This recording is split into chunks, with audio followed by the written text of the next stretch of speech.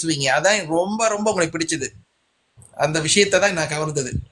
அது மாதிரி உங்க மாதிரி நல்ல உள்ளங்கள் கிட்ட இருந்து கத்துக்கிட்டுதா ஐயா. நான் புதுசா எங்கேயோ போயிட்டு ஆராய்ச்சி பண்ணல.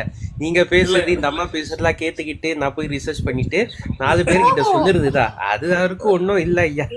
ஓ இல்ல இல்ல, ஏன்னா அதை பத்தி நீங்க ஏன்னா அதை பத்தி பேசுறது ரொம்ப குறைவு. யாரும் வந்து முன் வர மாட்டாங்க அதை பேசுறதுக்கு.